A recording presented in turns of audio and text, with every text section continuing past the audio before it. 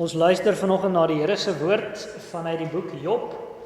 Job 40 gaan ons saam lees van vers 1 tot vers 9 van Job 40. En ons kan ons Bybels ook by hierdie gedeelte oophou, aangesien ons die gedeelte redelik op die spoor gaan volg. Job 40 van vers 1 tot vers 9. En die Here het Job uit 'n storm geantwoord en gesê: "Gord tog jou heupe soos 'n man. Ek sal jou ondervra en onderrig jy my. Wil jy werklik my reg verbreek, my veroordeel dat jy gelyk kan hê? Het jy dan 'n arm soos God en kan jy donder met die stem soos hy? Versier jou tog met heerlikheid en hoogheid en beklee jou met majesteit en glorie.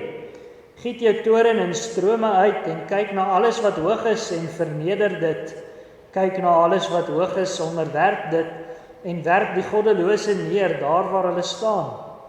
Begrawe hulle almal saam in die stof, sluit hulle aangesigte in 'n verborgde plek weg. Dan sal ook ek jou loof, omdat jou regterhand jou die oorwinning gee."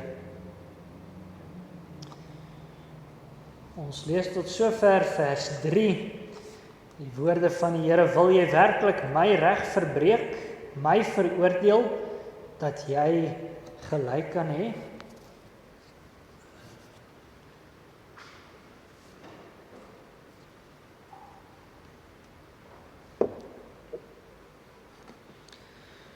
Broer en suster, ons skrifgedeelte lê naby aan die einde van 'n baie lang gesprek. Aan die begin van die boek Job het die duiwel in die troonkamer van die Here ingekom en hy het die Here uitgedaag oor die vroomheid van Job. Sy aanklag was dat Job, wat 'n baie vroom en godsdienstige man was, net die Here dien omdat die Here dit met hom laat goed gaan. Job was ook 'n baie voorspoedige en ryk man. En die Here het terwille van sy eer die duiwel toegelaat om vir Job baie ernstig te tuister. Job het feitelik al sy besittings verloor. Hy was 'n boer, hy het al sy vee verloor en hy het ook sy kinders verloor. Hy het 7 seuns en 3 dogters gehad en die huis het op hulle ingeval deur die Here se toelating. En daardeur wou die Here ook vir die duiwel en sy bose magte wys dat sy kind Job hom opreg dien. Hy wou sy eer in Job handhaaf, ook teenoor die duiwel. En dan hoor ons dat Job tydens hierdie beproewing, eintlik kan ons sê beproewings, want hy het nie net sy vee en sy mense verloor nie, naderhand het die duiwel hom met 'n klomp siektes ook getref. In die ernstige beproewings moes Job die advies van baie mense trotseer, die verkeerde advies van baie mense trotseer. Eers het sy vrou hom aangeraai om vir God te seën en te sterf. Dit was haar woorde: seën God en sterf. En sy het in daardie konteks eintlik met haar woorde bedoel dat Job die Here moet groet en moet sterf. Hy moet nou maar vir die Here totsiens sê en doodgaan. Nou dat Job alles verloor het, is daar nie meer 'n rede om die Here te dien nie. Is daar nie eers meer 'n rede om voor die aangesig van die Here te leef nie. Dit is die slegte advies van Job se vrou. En daarna het Job se vriende met allerlei teorieë oor hoe God werk vorendag gekom, waarmee hulle vir Job probeer bemoedig het, waarmee hulle vir Job probeer adviseer het. Hulle het die vraag oor hoekom hierdie slegte dinge met Job gebeur het, probeer antwoord. Want onthou, dit wat in die hemel gebeur het, die duiwel wat voor die Here se troon gekom het, is nooit aan Job of aan sy vriende geopenbaar nie. So nou probeer hulle uitredeneer, hoekom gebeur met Job wat met hom gebeur? En uiteindelik was hulle oortuig dat daar 'n bepaalde sonde is wat Job gedoen het, wat tot sy swaar kry gelei het. Hulle het gemeen God is besig om hom te straf vir een of ander sonde. En hulle het die heeltyd daardie sonde wat nou tot hierdie omstandighede gelei het, probeer opspoor. Nou moet ons net oomblik stil staan en besef, ons kry hierdie tipe redenasie vandag nog baie algemeen, veral van die mense wat die voorspoedsteologie aanhang. Daar word op hoeveel plekke vandag gepreek dat as jy terminaal siek is of as jy dit finansiëel moeilik het, dan is dit weens 'n gebrek aan geloof of vanweë een of ander fout in jou gemeenskap met die Here of een of ander spesifieke sonde. Nou Job het teenoor sy vriende sy onskuld deurgaans verdedig. Hy het volgehou dat sy swaar kry nie vanweë een of ander sonde wat hy gedoen het gebeur het nie. En hy was ook heeltemal reg, soos wat ons ook weet, soos ons die boek Job lees. Maar in sy verdediging teenoor sy vriende en in sy verdediging van sy onskuld het hy 'n hele paar gewaagde dinge gesê. Hy het 'n hele paar keer ook sommer verkeerde dinge oor die Here gesê in hierdie geloofsworsteling wat sy swaar kry ontketen het. In Job 19 vers 6 sê hy byvoorbeeld: "Weet dan dat God my onregverdig behandel, dat hy my onregverdig behandel het en met sy net my rondom ingesluit het." So het Job en sy vriende deur hierdie boek die ellende probeer verklaar, dit probeer verstaan. En nou kom ons aan die einde van die boek waar God uiteindelik antwoord. Vir die eerste keer in die boek praat God met Job. Dit is opmerklik dat God uit 'n storm met hom praat. God se woorde is stormagtig. Ons kan sê dis woorde van woede. Hy bring van hoofstuk 38 af tot hoofstuk 42 vir Job voor sy oneindige grootheid en wysheid. En alhoewel Job dan reeds voor ons skrifgedeelte al erken dat hy te klein is eintlik om die Here se grootheid en wysheid uit te daag, antwoord die Here hom nog steeds om hom uiteindelik tot 'n sondebesef te bring. Ons skrifgedeelte is die Here se antwoord as laaste sê op al die uitdagings wat Job deur hierdie boek aan hom gerig het. En die Here antwoord dan vir Job met 'n tipe heilige ironie. Hy daag vir Job uit op 'n manier wat ons eintlik kan sê sarkasties is.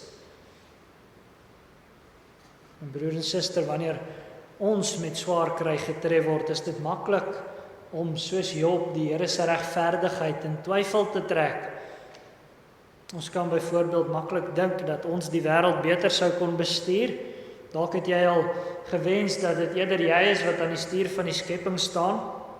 Dalk het jy al gedink dat jy dinge so effens anders sou doen. En ons gedagtes loop veral in hierdie rigting as ons met die geweldige onreg in die wêreld en ook die onreg in die land te make kry. Nou hoor dan die Here se antwoord daarop, waar hy in die eerste plek duidelik maak, die Here alleen is volkome regverdig. Die Here begin sy verdere antwoord aan Job deur hom uit te daag, en nou kom God en hy ruil eintlik in sy antwoord die verwagte rolle om. As Job dan nou dink dat hy beter as God kan regeer, dan moet hy dit maar kom doen. Dis die Here se argument. Daarom beveel God vir Job in vers 2, "Gord tog jou heupe soos 'n man, ek sal jou ondervra en onderrig jy my." Die Here beveel vir Job ironies om homself nou sterk te maak soos 'n man. Job moet hom soos 'n gesagvolle leermeester, 'n onderwyser beklee, en hy moet nou die Here onderrig. Dis 'n uiters verregaande gedagte. Maar broer en suster, hoe maklik kan dit nie ons gesindheid wees nie? Wanneer jou lewe nie volgens beplanning loop nie, kan dit maklik gebeur dat jy die Here begin verwyd. En dit kan gebeur dat jy eintlik vir die Here wil voorskryf wat hy moet doen. As jy dit in jou hart doen, verhef jy eintlik regtig jouself tot iemand wat vir die Here wil gaan staan en onderrig. En daarom sal die Here enige gelowige wat dit doen ondervra, ook volgens die woorde van vers 3. Wil jy werklik my reg verbreek, my veroordeel, dat jy gelyk kan hê? God vra eintlik retories vir Job of hy dan nou regtig so baie van sy eie sin vir regverdigheid dink. Dink jy regtig dat jou regverdige leefwyse my regverdige standaard kan uitpresteer, Job? Sal jy regtig die standaard waarmee ek in die skepping heers kritiseer, net om te bewys dat jy onskuldig is in jou lyding? Dit is inderdaad wat Job met tye gedoen het, en dit is wat ons mense ook geneig is om te doen. Ons sal maklik die Here kritiseer om onsself te verontskuldig, bewuslik of onbewuslik. Maar die belaglikheid van hierdie optrede wys die Here uit met die volgende retoriese vraag in vers 4. Het jy dan 'n arm soos God en kan jy donder met die stem soos hy? Job se regverdigheid kan nie by die standaard van God se regverdigheid kom nie, en die rede daarvoor is dat Job nie so kragtig en so magtig soos God is nie. Job het nie 'n arm soos God nie. Hy kan nooit God se krag ewenaar nie. En Job kan ook nie donder met die stem soos hy nie. Hy kan nie sy bevele in die skepping laat geld soos God kan nie. God heers as hoogste Heer, en die hoogste Heer het die hoogste standaard vir regverdigheid. Dit moes Job besef, dit moet elkeen van ons ook besef. Geen standaard vir regverdigheid is hoër as God se nie. Ons kan dus nie dink dat die meetsnoer waar volgens ons uit onsself regverdigheid wil meet ooit hoër kan wees as die Here se nie.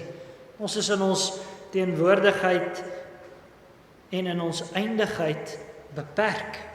Ons standaard vir regverdigheid is ook. Ons is in ons sonde beperk en ons standaard vir regverdigheid dis ook. En daarteenoor is die Here in sy wese volmaak en ewig en alomteenwoordig. Sy standaard waar volgens hy regverdig is, pas by wie hy is. Ag, en hoe is die Here se standaard vir regverdigheid en die mag om dit deur te voer nie geopenbaar in ons Here Jesus Christus nie. In Jesus Christus se lewe en dood sien ons werklik dat God regverdig is. Sy regverdigheid, hy's 'n volmaakte lewe, en daarom het Christus tydens sy hele lewe op aarde nie een keer gesondig nie. Hy het slegs die wil van die Vader gedoen. Hoor wat sê hy self in Johannes 5 vers 30. Ek kan uit myself niks doen nie. Soos ek hoor, oordeel ek, en my oordeel is regverdig, omdat ek nie my wil soek nie, maar die wil van die Vader wat my gestuur het. Christus moes 'n volmaakte lewe lei. Hy moes immers plaasvervangend leef vir ons wat onvolmaak is. Hier sien ons dan die regverdigheid van die Here, broer en suster. Hy is met niks minder as 'n volmaakte lewe tevrede nie. En nou vee hy nie ons onvolmaakhede sommer maar net onder die mat in nie, maar hy stuur sy eie seun in die wêreld in om 'n volmaakte lewe in ons plek te leef. Ja, broer en suster, Jesus het nie net in ons plek gesterf nie, maar hy het ook in ons plek geleef. Deur sy sterwe moes hy die skuld op ons sondes dra, maar selfs al is die skuld weggeneem, sou ons steeds sondig leef, omdat ons mos sondig is. En daarom moes Christus in sy tyd op aarde ook volmaak in ons plek die wet van die Here gehoorsaam, volmaak aan sy geregtigheid voldoen. Daarom leer ons in Romeine 5 vers 19, want soos die ongehoorsaamheid van die een mens tot baie tot sondaars gestel is, so sal ook deur die gehoorsaamheid van die een baie tot regverdiges gestel word. Ons kry deel aan Christus se volmaakte lewe, waardeur God ons lewens as volmaakte lewens sien. Ons kry deel aan sy sterwe, aan sondeskuld moet betaal word. Die ergste straf denkbaar is daarom op Jesus Christus uitgegiet in ons plek, omdat God die sonde nie ongestraf laat bly nie. Wie van ons kan sê dat ons standaard vir regverdigheid daarby kom? om selfs so ver te gaan as om jou eie seun te offer, terwille daarvan dat die sonde nie ongestraf mag bly nie. Hoe verskriklik. Nou broer en suster, die Here bring nie net vir Job voor sy regverdige standaard nie, hy laat Job ook mooi verstaan, die Here alleen is magtig om regverdigheid uit te oefen. Deur ons skrifgedeelte daag die Here vir Job uit om soos God te wees in hoogheid. Hoor hoe stel hy dit in vers 5? Versier jou tog met heerlikheid en hoogheid en beklee jou met majesteit en glorie. Die Here sê eintlik vir Job dat as hy nou werklik dink hy kan beter doen as God, dat hy homself moet beklee met koninklike heerlikheid. Al die dinge waartoe die Here vir Job uitdaag is eienskappe van homself. Hoor byvoorbeeld Psalm 93 vers 1 wat ons gesing het. Die Here is koning, hy is met hoogheid beklee. Die Here is beklee, hy het hom met sterkte gegord. Die Here se opdrag aan Job is dan uiteraard 'n vergaande opdrag. Job sit in sak en as, sy liggaam is toe met swere, sy klere is flenters, sy rykdom is van hom gestroop. Hy sit op die ashoop en hy bekla sy lot. Hy kan hom nie eers tot bo sy omstandighede verhef nie, wat nog op die vlak van God se hoogheid wees. Nou broer en suster, dis die punt. God herinner vir Job wie hy is en wie Job is. Die Here regeer oor alle dinge met 'n volkome hoogheid, heerlikheid en majesteit. Anders as Job, anders as ons, is God bo alle aardse omstandighede. Daar is niks van buite homself wat op hom inwerk om hom in sy regering van die heelal te beïnvloed nie. Sou Job dit ooit kon sê? Sou hy as skepsel homself ooit werklik tot bo die skepping kon verhef om soos God te wees? Die antwoord wat die skrif natuurlik konsekwent gee is nee, die mens is skepsel en hy sal skepsel bly. Hy kan homself nie versier met God se heerlikheid nie, hy kan homself nie versier met God se hoogheid nie. Nou kan ons vra, wat sou die Here se hoogheid en sy majesteit nou eintlik te doen hê met sy regverdigheid? Hoor weer vers 6 tot 8. Giet jou toren in strome uit en kyk na alles wat hoog is en verneder dit. Kyk na alles wat hoog is, onderwerp dit en werp die goddelose neer daar waar hulle staan. Begrawe hulle almal saam in die stof, sluit hulle aangesigte in 'n verborge plek weg. Job word uitgedaag om homself tot God se hoogheid te verhef, omdat daardie hoogheid en majesteit nodig is om regverdigheid in die wêreld te kan uitoefen. Job moet bo die wêreld wees om regter oor die wêreld te kan wees. Anders sal hy nie magtig wees om regverdigheid uit te oefen nie. Nou is dit so, Job is nie magtig genoeg om sy woede oor die kwaad wat daar in die wêreld is te laat geld nie. Hy sou dalk nog kon dink dat hy 'n redelike hoë standaard het vir regverdigheid, maar dit help nie as hy dit nie kan laat geld nie. Hy wat Job is, kan nie elke trotsaard raak sien om hom te verneder nie. Job kan nie die goddeloses raak sien en hulle tot in die dood toe straf vir hulle sonde nie. Dit moet elkeen van ons ook besef, ons is te klein om regverdigheid in die ganse wêreld te laat geld. Ons kan nie alles wat verkeerd is eers raak sien nie. Ons is immers nie alomteenwoordig of alwetend nie. Ons kan ook nie almal wat hoogmoedig en goddeloos is verneder nie. Ons is mense. Hoor wat sê die Here in 1 Samuel 16 vers 7. Want nie wat die mens sien, sien God nie. Want die mens sien aan wat voor oë is, maar die Here sien die hart aan. Ons kan nie oor die goddelose oordeel nie, want ons kan nie diep genoeg sien nie. Slegs die Here kan. Nou broer en suster, as ons eerlik na onsself kyk, dan sal ons hierdie waarheid terdee besef. As ouers sal ons weet dat ons selfs nie eers bekwame is om volkome regverdig teenoor ons kinders op te tree nie. Wat nog te sê oor die ganse wêreld? Eggenote wat eerlik is, weet dat hulle nie altyd eers mooi weet wat regverdigheid in hulle behandeling teenoor die ander een in die huwelik behels nie. Maar selfs al sou ons ook kon argumenteer dat ons wel weet, het ons beslis nie die krag om almal vir hulle goddeloosheid te straf nie, om dit na regte te doen nie. Die beste owerhede kan dit nie doen nie. Hoe sou 'n enkeling tog kon? Hoe sou ons dit kon regkry om na elke goddelose toe te gaan en hom tot die dood toe te verneder? Ons, soos Job, kan nie, slegs die Here kan. En dit is terloops ook hoekom die Here ons deur die Bybel leer dat ons die wraak vir hom moet gee. Hy is alleen magtig om dit uit te oefen. Die Here het die hoogste standaard vir regverdigheid en hy besit alle mag om daar volgens oor die skepping te regeer. Dit is van hom wat ons lees in Psalm 18 vers 7. Toe het die aarde geskud en gebewe, die fondamente van die berge het gesidder en geskud, omdat hy toornig was.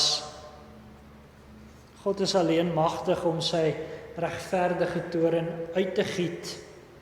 Hy kan die sonde volkome straf in sy heilige woede. En verder is dit die Here alleen wat elkeen wat homself langs hom wil plaas verneder. Daarom leer Psalm 147 vers 6, die Here rig die ootmoediges weer op, die goddelose mense verneder hy tot die grond toe. God is die regverdige regter. Geen standaard vir regverdigheid is hoër as syne nie. En ons het gehoor, die standaard is geopenbaar in die lyding van Christus. Maar die Here alleen is egter ook magtig om sy regverdigheid in die skepping deur te voer. En hierdie mag van God word geopenbaar in die verheerliking van Christus. Christus het opgestaan, hy het die dood oorwin, daarom is hy ook verheerlik. Hy is as die opgestane Messias versier met heerlikheid en hoogheid. Hy is bekleed met majesteit en glorie. Hy regeer aan die regterhand van God in die hemel en hy sal met heerlikheid terugkom om die lewendes en die dooies regverdig te oordeel. Christus as die openbaring van God se regverdige standaard is ook die een wat God se regverdigheid nou deurvoer in sy regering en wat dit sal volvoer by sy koms as regter. Dit is van hom wat Hebreërs 10 vers 12 tot 13 sê, hy het nadat hy een slagoffer vir die sondes gebring het, vir altyd gaan sit aan die regterhand van God en wag nou verder totdat sy vyande gemaak is, 'n voetbank van sy voete. Broer en suster, wanneer jy worstel met swaar kry en dan heel moontlik ook met die Here se regverdigheid, is dit belangrik om mooi te besef wie God is en wie jy is. Ons mag die rolle nie omruil nie. Hy is alleen regverdig en magtig genoeg om die hele skepping reg te regeer. Ons is nie. En daarom leer ons skrifgedeelte ook uiteindelik die Here alleen se regterhand kan red.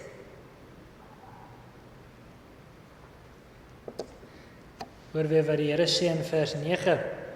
Dan sal ook ek jou loof, omdat jou regterhand die oorwinning gee.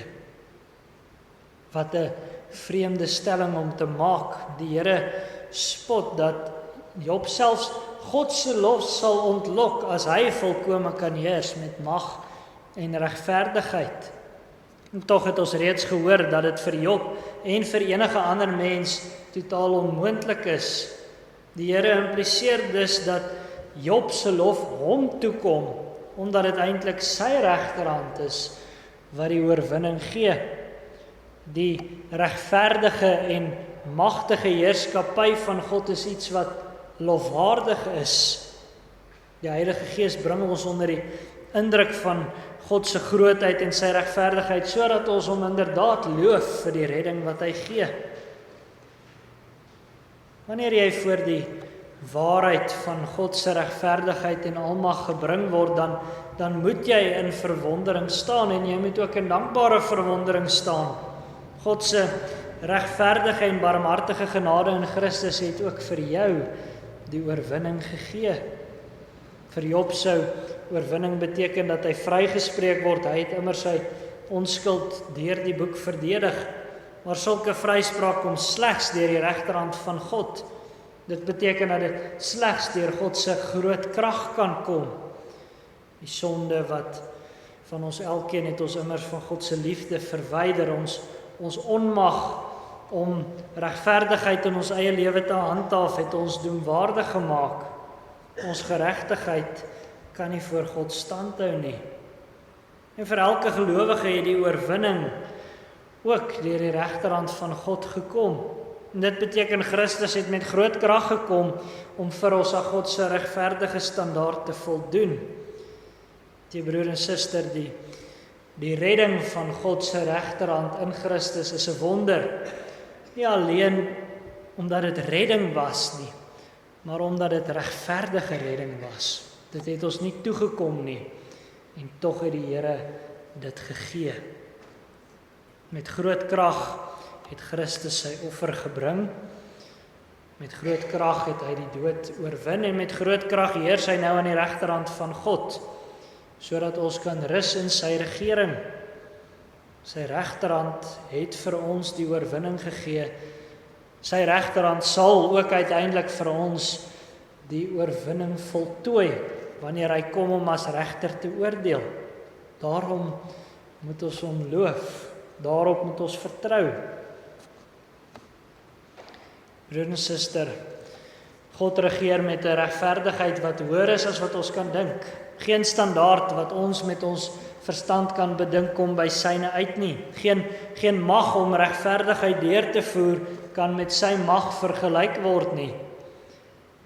Wanneer daar dus tye van swaar kry kom, rus dus in sy regverdigheid. Wanneer jy dalk daarmee worstel, onthou God se regverdigheid soos hy dit in Christus openbaar.